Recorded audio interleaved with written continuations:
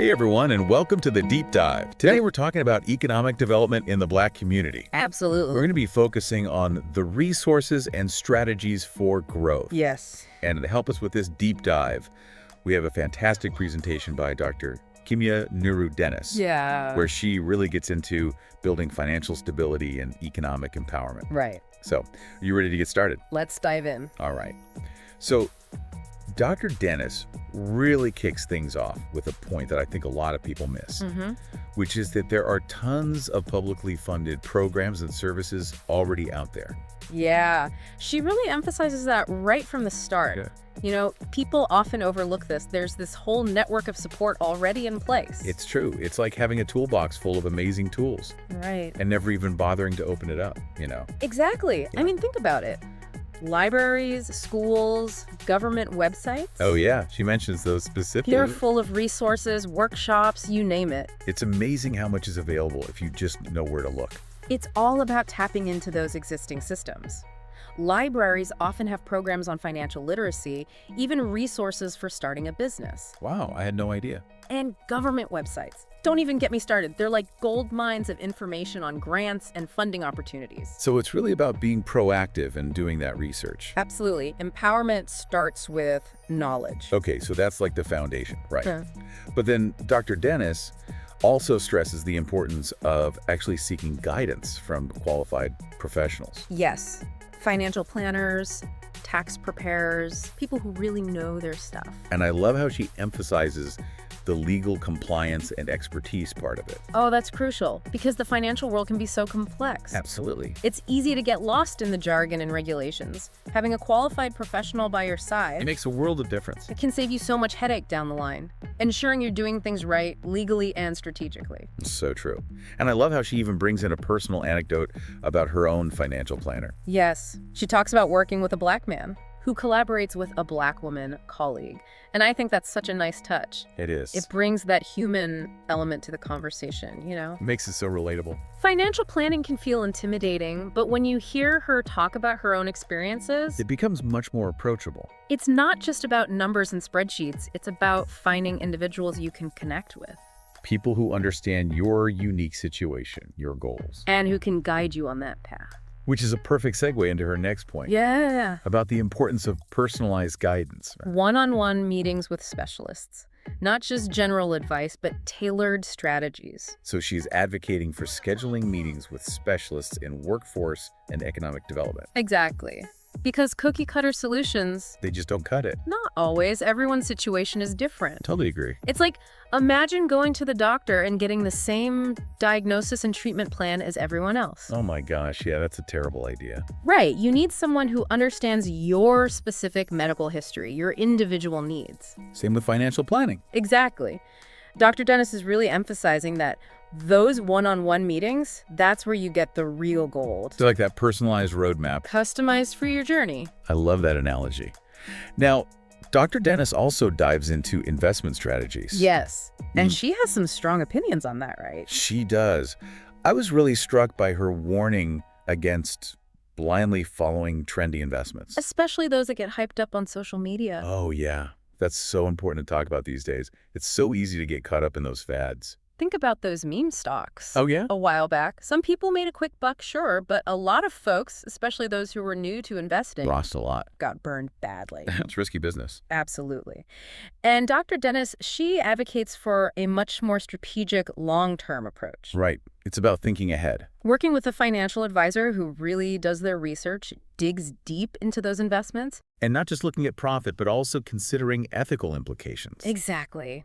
It's about making informed decisions that align with your values, And your long-term goals. not chasing those get-rich-quick schemes. Which, let's be honest, rarely ever work out in the long run. It's about building a solid foundation for sustainable wealth. Which brings us to another really interesting point that Dr. Dennis makes. Yeah, how do we even define wealth building? Right. Because so often we think about mansions, Fancy cars. all the material things. But Dr. Dennis, she challenges that conventional view. She's all about building savings, investments, retirement funds, Creating that safety net. and a foundation for long-term stability. It's about thinking beyond those fleeting trends, you know? Building something that lasts. So true. And that reminds me of historical figures like Booker T. Washington and Magdalena Walker. Ah, yes. Missionaries. They were all about Black economic empowerment through initiatives like cooperative economics. Where businesses are owned and run jointly by members who share profits and benefits. It's a powerful model. A testament to the power of community and shared ownership. And it really aligns with Dr. Dennis's message about building a sustainable future, not just chasing quick wins. Exactly. It's about long-term prosperity for yourself and your community. Okay, now we're getting to what I think is one of the most captivating parts of Dr. Dennis's presentation. I'm intrigued. Tell me more. She talks about Black culture as a foundation for economic progress. Ah, yes. This is where it gets really interesting. And she's not just talking about the economic contributions of Black artists and intellectuals. She's talking about the essence of Black culture itself. Right. That vibrant energy, that creativity, that resilience. It's so powerful. She sees it as a driving force for change, for progress. Yeah, and rightfully so. Yeah. Think about the contributions of Black artists, writers, thinkers throughout history. They've shaped our understanding of the world. It's about recognizing that incredible talent and potential within the Black community. And harnessing that power to create a more equitable future.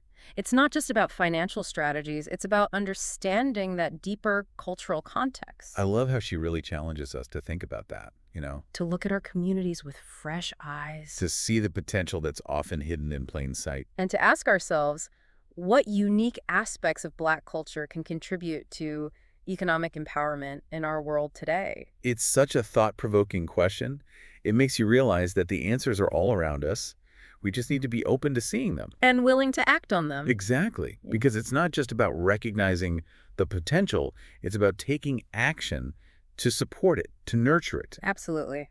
That's where the real work begins. So are you ready to get into some of those action steps? Let's do it. I'm eager to hear what Dr. Dennis suggests. Let's dive in. It's amazing how Dr. Dennis connects culture to actual financial planning. Right. She goes into what she calls cash flow planning, Yeah, which is, more than just basic budgeting. It's about being strategic and mindful of where your money is going. Like, are you setting yourself up for both immediate needs A and D, those long-term goals? Yeah, that makes sense. She breaks it down into specific categories. Oh, interesting. Like what? Emergency funds, healthcare resources, and those all-important retirement plans. Retirement, huh? I feel like that's something people put off thinking about until much later. It's easy to do, but her point is that it's never too early to start planning. Makes sense. These systems can be complex. Oh, yeah, totally. And the sooner you understand them, the more prepared you'll be down the line. I like how she encourages people to seek out free or low-cost resources, especially for healthcare. Absolutely. She even mentions mental health support groups, reminding us that overall well-being is crucial for economic empowerment. Oh, that's a good point. It's all connected, isn't it? It really is. Trying to build financial security while neglecting your mental or physical health just isn't sustainable. It's like trying to run a marathon with a sprained ankle. Exactly. Dr. Dennis is advocating for a holistic approach. I like that. So she talks about retirement, but then she even brings up things like disability insurance and living wills. Yeah, she really drives home the point of thinking ahead. Protecting yourself no matter what life throws at you. Being prepared.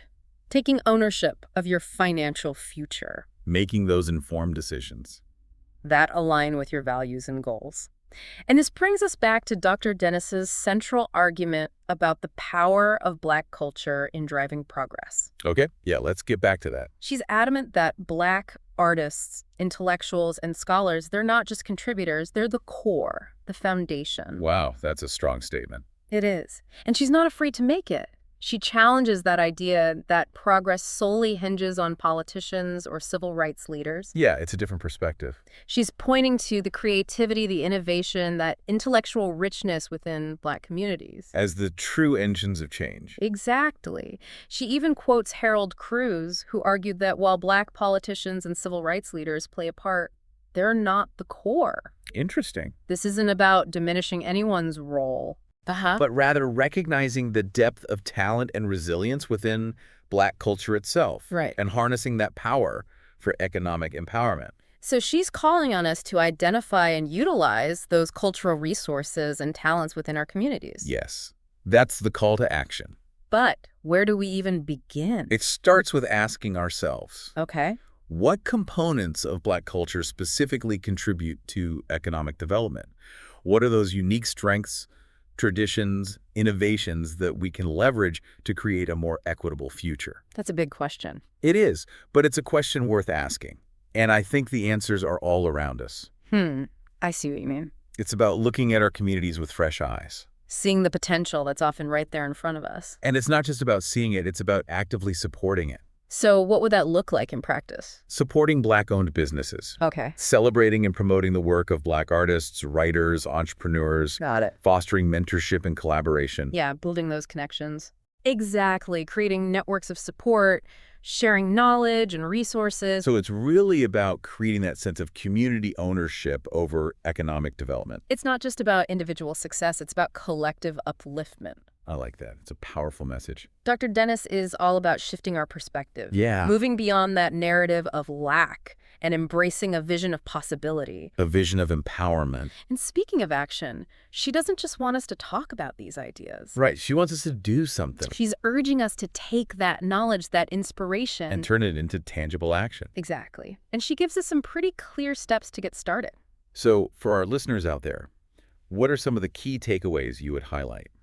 She emphasizes supporting Black educators, Okay. writers, organizations, leaders, actively seeking out and investing in Black art and scholarship. Got it. Because these individuals, they shape our understanding of the world. It's that more than just money, right? It's about aligning our spending with our values. Right. Contributing to the economic vitality of our communities. So putting our money where our mouth is. Exactly. And it's not just about money. What else? It's about fostering mentorship and collaboration, creating those networks of support, sharing knowledge and resources. Building a movement, not just a moment. It really feels like Dr. Dennis is calling for a total paradigm shift. She is. It's not just about individual success. It's about collective action, shared responsibility, that vision of a future where everyone has the opportunity not just to survive, but to thrive. And to thrive. Exactly.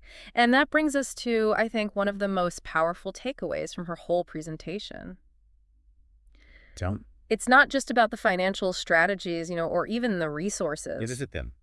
It's about understanding that deeper cultural context, Sure. recognizing the strength and dynamism within Black communities. It's about shifting the narrative. Reframing it. Moving beyond that deficit perspective and embracing a vision of abundance. A vision of possibility. And I think that's a message that resonates with everyone, no matter your background. I agree. Dr. Dennis really emphasizes the power of collective action. Yeah. The importance of understanding our cultural heritage. And that immense potential that lies within Black communities. That's what makes this so inspiring. It is. And thought-provoking, but most importantly, it's a call to action.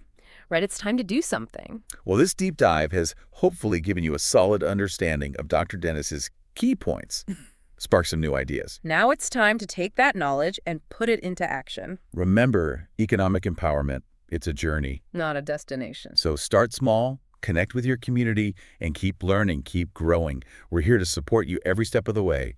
See you on our next deep dive.